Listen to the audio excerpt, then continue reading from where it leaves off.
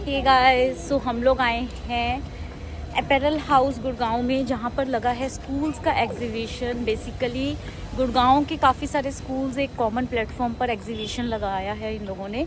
कौन कौन से स्कूल्स हैं वो तो अभी अंदर जाके पता चलेगा, तो हम लोग वही देखने आए हैं और थोड़ा सा इंक्वायर करते हैं।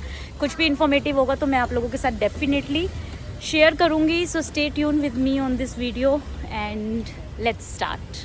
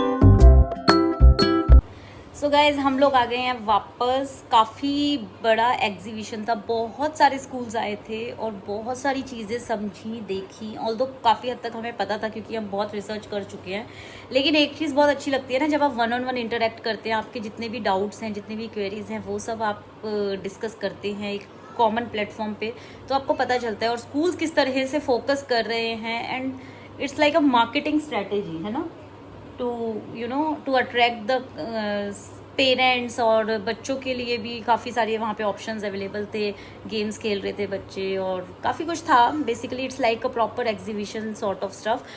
और जो चीज़ें हमने वहाँ पे पूछनी थी वो हमारा सबसे पहला तो यही था कि क्यूरिकुलम क्या फॉलो कर रहे हैं। दूसरा मेन हमारे लिए था NEP गाइडलाइंस फॉर CBSE, तो वो हमने क्लैरिफाई किया। जो स्कूल्स अभी भी डाउटफुल हैं, टू बी वेरी ऑनेस्ट, और बहुत सारे स्कूल्स हैं जो रिलैक्सेशन को भी फ्लेक्सिबिलिटी नहीं दे रहे हैं, लेकिन बहुत सारे स्कूल्स ऐसे भी हैं जो कहते हैं कि अगर एक्सेप्शन आया तो सबसे पहले मैं आपको बता देती हूँ, अगर आपने मेरा पिछला वीडियो नहीं देखा है तो एज़ पर NEP गाइडलाइंस आपका बच्चा 6 साल का होना चाहिए 31 मार्च 2026 तक for the next academic session. उसमें ये है, कहीं पे भी डेट की बात ही नहीं है।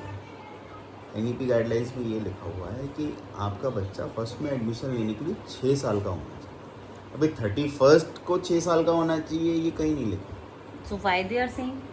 क्योंकि उनका एडमिशन फाइनेंशियल ईयर 1 अप्रैल से स्टार्ट होता है ना, तो इसलिए वो 31 मार्च बोलते हैं। पर ऐसा कहीं भी NEP की गाइडलाइंस में नहीं है। उसमें लिखा है कि आपका बच्चा अगर फर्स्ट में एडमिशन ले रहा है तो 6 साल का होना चाहिए। अगर इन्हीं का करिकुलम, अगर इन्हीं का ये जो स्कूलिंग है जैसे हमारे टाइम पे चलती थी, वो अगर 1 जुलाई से होती कि 1 जुलाई से हमारे स्कूल स्टार्ट है, उससे काउंट किया जाएगा, तो वो 1 जुलाई से काउंट होता। 6 साल का है बच्चा, 1 जुलाई को अगर 6 साल का है तो आप एडमिशन ले सकते हैं एज पर NEP गाइडलाइंस। इन लोगों ने ये 31 मार्च ले रखा है क्योंकि फाइनेंशियल ईयर चलता है। अब IB बोर्ड में अलग है, IB बोर्ड में जुलाई, IB बोर्ड में जुलाई है, इसलिए आपका बच्चा इजीली वहाँ एडमिशन ले सकता है अगर वो अप्रैल में या जून बॉर्न है तो। ओके, सो ये काफ़ी कन्फ्यूजन है और CBSE वाले स्कूल्स जनरली ले नहीं रहे हैं फॉर नाउ। और वो भी है कि फ्लेक्सिबल हैं, अगर एक्सेप्शन आता है 6 मंथ्स का रिलैक्सेशन मिलता है बच्चे के लिए कि वो 6 साल से 5.5 या 6 साल के बीच में है और उसको फर्स्ट में एनरोल किया जाता है, तो उसमें भी स्कूल पहले बच्चे का एक एग्ज़ाम लेगा या फिर वो इवेल्युएट करेंगे weather a child is capable of enrolling into first session और नॉट। और वो हम भी नहीं जानते वो किस तरह से एग्ज़ाम लिया जाएगा। अब उसमें हो सकता है बच्चे को पास भी कर दें, हो सकता है वो पेरेंट्स को मना कर दें, वी डोंट नो। तो lot of confusion is going around. और but you can't help, either we have to go for IB board अगर हमें करना है, क्योंकि उसमें फिर ये है कि आपका जुलाई तक का टाइम है, जुलाई तक बच्चा, जुलाई का सेशन स्टार्ट होता है शायद उनका। IB बोर्ड बहुत महंगा, लेकिन हाँ प्रॉब्लम यही है कि IB board is almost 3 times expensive than CBSE board, तो वो भी एक पॉइंट आउट ऑफ है। पिक्चर है। हाँ, आउट ऑफ पिक्चर है। और दूसरा ये भी है कि IB बोर्ड में ना, अगर आप IB बोर्ड का करिकुलम जानेंगे, समझेंगे, तो आपको पता चलेगा कि उसका मेन पर्पस स्टार्ट होता है after your child is into grade 4 और ग्रेड 5 के बाद। उससे पहले सब वही नॉर्मल एजुकेशन करिकुलम फॉलो करते हैं जो CBSE फॉलो कर रहा है। सो ये सारी चीज़ें हैं। हो सकता है हम शायद ज़्यादा सोच रहे हैं, हो सकता है बहुत से पेरेंट्स इस चीज़ को इतना तवज्जो भी नहीं दे रहे होंगे, बट या गाइज हम तो सोच रहे हैं definitely, because it's not a matter of कि एक क्लास पीछे कराना है। इट्स ऑल अबाउट जब अगर आपका बच्चा एनरोल कर सकता है तो why to sit back and उसी के ऊपर बस हम रिलाई करें और बच्चे को वापस से पिछली क्लास में दोबारा से रिपीट करा दें। मुझे कोई लॉजिक नहीं लगता। लेकिन हाँ, अगर गाइडलाइंस आती हैं और स्कूल नहीं लेते हैं तो anyways we can't help, but हम अपनी कोशिश तो नहीं छोड़ सकते ना। So this is what we are trying to do. और आपका कुछ कहना है इसके बस बारे में? यही कहना है कि बच्चा अगर केपेबल है, कर सकता है, तो थोड़ी सी फ्लेक्सिबिलिटी होनी चाहिए। बिल्कुल होनी और चाहिए। वैसे भी जो राइट टू एजुकेशन एक्ट है जो आपका 2009 में आया था, उसमें 6 महीने का एक्सटेंशन देते हैं। लास्ट इस साल जो इस एकेडमिक ईयर के लिए जो रिलैक्सेशन आया था ना, उसका बेसिस वही था कि आपका बच्चा 6 साल का होना चाहिए। RTI फाइल करने वाले हैं हम लोग भी, ईमेल तो भेज दिए, RTI फाइल करने वाले, तो देखते हैं वो क्या रेस्पॉन्ड करते हैं इस क्वेरी का। क्योंकि एडमिशन सेशन तो स्टार्ट हो चुका है, जो भी डिसीजन लेना है तो फिर लेना पड़ेगा ना, और जितना जल्दी वो बता दें उतना अच्छा है पेरेंट्स के लिए और हमारे लिए। यही बट गाइज अगर आप गुड़गांव में रह रहे हैं ना, तो मैं seriously, I don't know about other cities, लेकिन यहाँ पे इतना कंपटीशन है स्कूल्स का। पढ़ाई तो मैं नहीं जानती कि कैसी है, क्योंकि हमारा बच्चा भी बहुत छोटा है, so it's too early to comment. लेकिन the fees structure is so much, इतना ज़्यादा है कि एक वर्किंग क्लास के लिए अपने बच्चे को पढ़ाना ना एक big task I would say. आंख बंद करके अंट शंट फीस वो बोलते हैं, और कहीं ना कहीं अगर मैं देखती हूँ तो मुझे लगता है that's just the infrastructure amount that they are asking for, है ना। क्वालिटी, नया स्कूल है तो ज़मीन महंगी खरीदी होगी, तो पैसा तो कहीं ना कहीं से लेना पड़ेगा ना। पुराने स्कूल फिर भी सस्ते हैं क्योंकि उनकी खुद की ज़मीनों पे बनाए हुए हैं। 15-15 हज़ार रुपये में ही काम हो जाता महीना। 15 हज़ार भी हालांकि बहुत महंगा है, लेकिन 15 हज़ार में ही काम हो जाता है। अभी नए स्कूल में जाओगे आप तो 1,25,000, 1,30,000 क्वार्टरली, बहुत महंगे, बहुत महंगे स्कूल है, ओवर एक्सपेंसिव। बट ये 1,25 जो हम आपको बता रहे हैं, these are the medium school, बहुत हाई स्कूल नहीं है, ये मीडियम स्कूल है। अगर आप उससे भी ऊपर जाते हैं, दे कॉस्ट यू समवेयर अराउंड 5 और 6 लाख फॉर अर्ली एजुकेटर्स। मतलब मैं 10th 9th की तो बात ही नहीं कर रही हूँ अभी, तो वो सब है, वो बहुत मेजर। अद्वैत आ गया, अद्वैत हमें बात नहीं करने देगा अभी, लेकिन हाँ, यही सब नोट पे मैं ये बात करना चाहती थी। तो हम भी यही जानना चाहते थे, देखना चाहते थे क्या पैरामीटर्स चल रहे हैं, स्कूल्स किस तरह से कर रहे हैं। And I must tell to every parent, जो भी आप डिसीजन लें, प्लीज़ भेड़ चाल में मत जाइएगा। आपके बच्चे को आपसे ज़्यादा अच्छा कोई नहीं जानता है। आप अपना डिसीजन आपस में डिसाइड करें, फिर सोचें कि आप अपने बच्चे को किस चीज़ में एनरोल रखना चाहते हैं। If you are focusing on academic, if you want him to be overall सब चीज़ों में इक्वली पार्टिसिपेट करे, या आप चाहते हैं कि आपका बच्चा थोड़ा स्ट्रेस फ्री एनवायरनमेंट में जाए, बहुत ज़्यादा डिसिप्लिन स्कूल आपको नहीं चाहिए। बहुत सारे पैरामीटर्स होते हैं, घर के पास स्कूल है कि नहीं है, ये सब चीज़ें आप देखिए। और मैंने इससे रिलेटेड वीडियो भी शेयर किया है, आप वहाँ पे जाके उस वीडियो को भी देख सकते हैं कि क्या क्या पैरामीटर्स हमें ध्यान में रखने चाहिए वाइल सेलेक्टिंग अ स्कूल। क्योंकि ये बहुत लंबी जर्नी है गाइज, इतनी जल्दी रैश में डिसीजन मत लीजिए। आप अपना पूरा सर्वे कीजिए, पूरा अच्छे से क्लैरिटी लीजिए कि कहाँ आपको भेजना है। पेरेंट्स से बात करिए, बच्चों को स्पेसिफिकली देखिए जो उस स्कूल में जाते हैं, एंड नॉट ओनली टॉडलर्स या अर्ली लर्नर्स।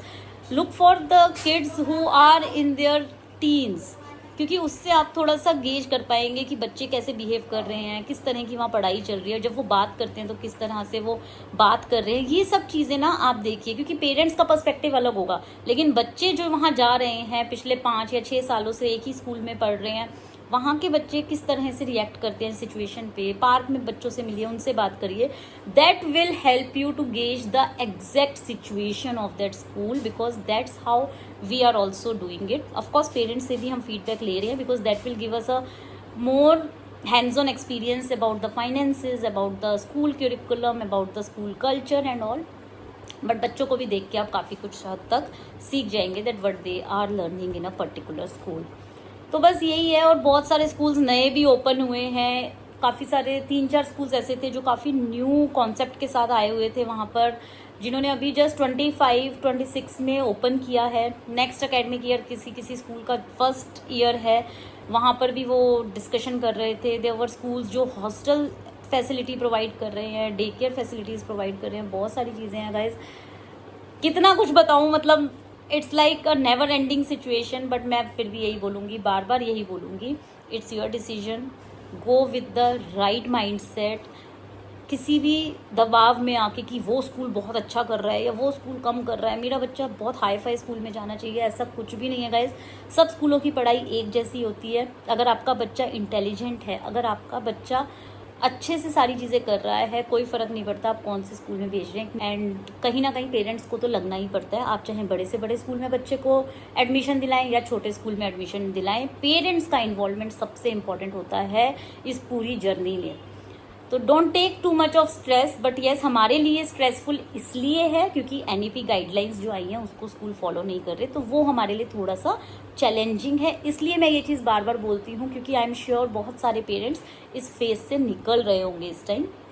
सो देखते हैं क्या फाइनल हम डिसाइड करते हैं, that we will think about it. But yeah, it was a good learning exploration for us during this whole exhibition, क्योंकि इसके थ्रू हमें काफ़ी कुछ पता चला और काफ़ी सारी टीचर्स से मिलके हर स्कूल के बारे में थोड़ा थोड़ा जाना और समझा कि CBSE क्या फॉलो करता है, IB बोर्ड क्या फॉलो करते हैं, ICSE क्या फॉलो करते हैं, यहाँ से कि स्कूल्स के क्या करिकुलम है। अगर वो स्पोर्ट्स के लिए कोई स्पेसिफिक स्कूल है तो वो स्पोर्ट्स में नेशनल लेवल पे कितना खेला हुआ है, उनके बच्चे किस तरह से स्पोर्ट्स के लिए वो सेलेक्ट करते हैं, एंड अ लॉट मोर। तो बहुत सारी चीज़ें हैं, तो सबके क्राइटेरियाज अलग हैं पेरेंट्स के, उस हिसाब से वो अपने अपने क्वेश्चंस पुट अप करते हैं।